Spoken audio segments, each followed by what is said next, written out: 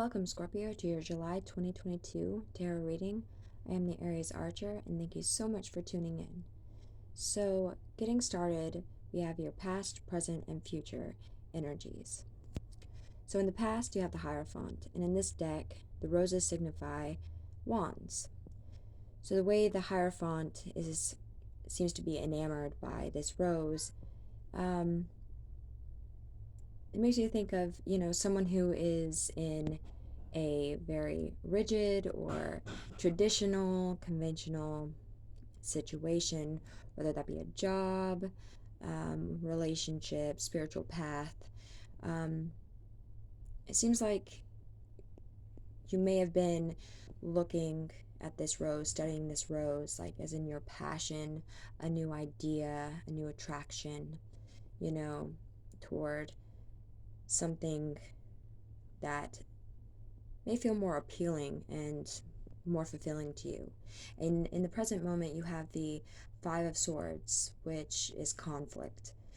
So perhaps you communicated this new idea, this new passion that you have, or the desire to maybe study more on this subject and get more information on it, go to school for this new idea, this new passion, whatever it may be. And it caused, a bit of conflict, it created conflict. Someone may not have agreed with you.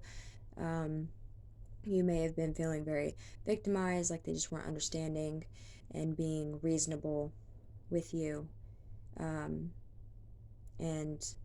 being very compassionate with and empathetic of what you were wanting and considerate of that. And so with that conflict, there may have been some harsh words, communications that came out as well. But in the future, I see that you are in the King of Swords energy.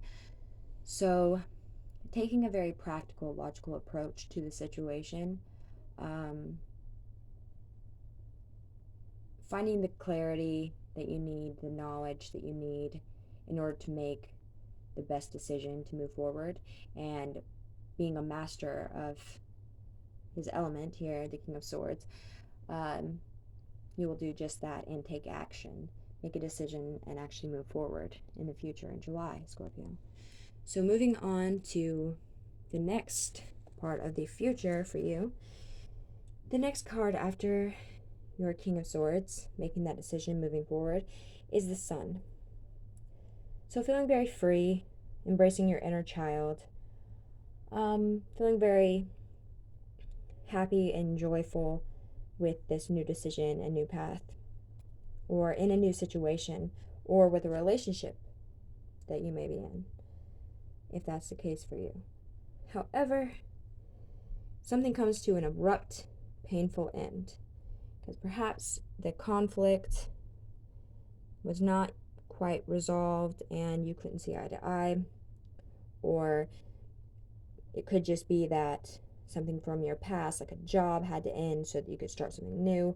However, whatever this may be, throws you into the hermit mode, going into solitude, isolation, soul searching, meditating, reflecting on the situation, and trying to really assess like your desires and the reasoning behind why things have happened so that you can make the best choice to move forward, and the best path to take, I should say, that will lead you to this Ten of Cups. Because I feel like this is more of what you're desiring here, is this with the wish fulfillment, the family, the emotional fulfillment. If it's not a family, it's just the emotional fulfillment, being very satisfied and feeling very creative and very, happy, and content, and actually more than content, just overjoyed with what you are passionate about. It could be a new path entirely. It could be a new relationship. It could be something that you're choosing to go to college for and study for. And you are really at a crossroads trying to decide which path to take. Stay on the tried and true path, like with the Hierophant, or take the new one where you were enamored with that rose, that passion, that idea, you know? Um, Not quite ready to take the leap yet, but still thinking on it here in July. Another retreat card is taking a step back, resting, um, refreshing your mind, and releasing all the stress and anxiety and worry and even pain that may have been caused here due to some conflicts in your decision. But right after the Four of Swords, you have the Star. So definitely a renewed sense of hope and faith, feeling very blessed, healing any wounds. And this could be inner child wounds as well for some of you. This could be something that was directly linked to, a decision that was made to change course. But nonetheless, feeling very hopeful and happy and having a new sense of purpose and knowing that the universe is going to provide and will provide. And you may even feel very stable financially at this time, enough to give back, be compassionate, generous. And this also could be the other way around. You may be receiving, some financial help and some encouragement, and some resources that actually help you move down this new road that you're taking or new course of, whether job, studying, relationship, whatever it may be. So support.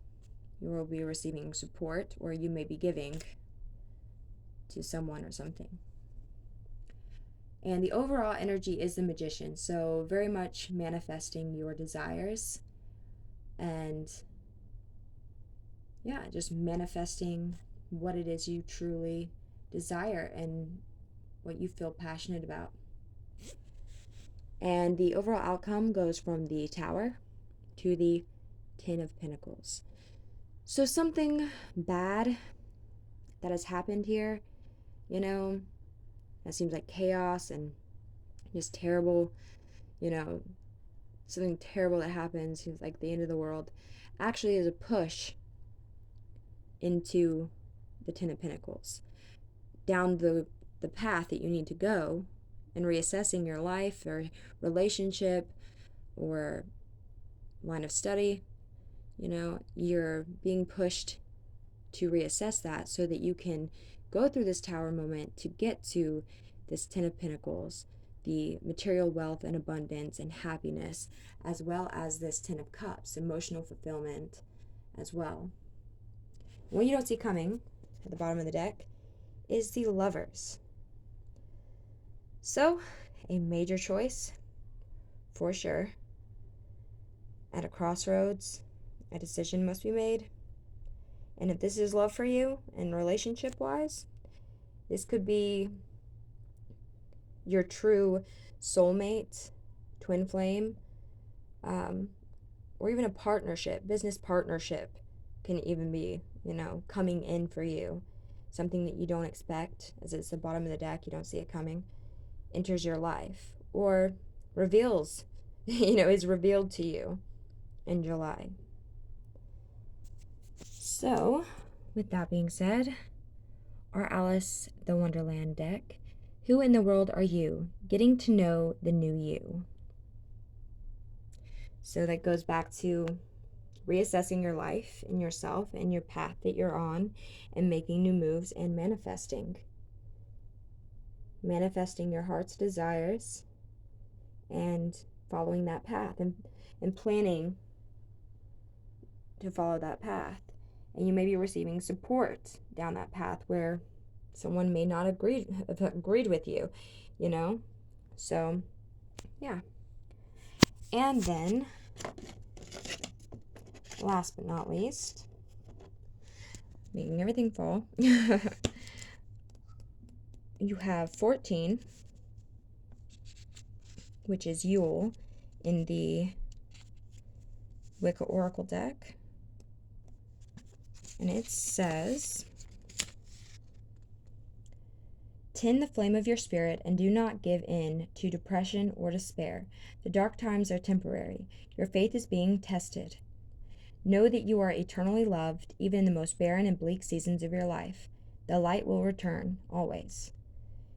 Your keywords are faith, comfort, light. Affirmation, "My inner flame burns brightly."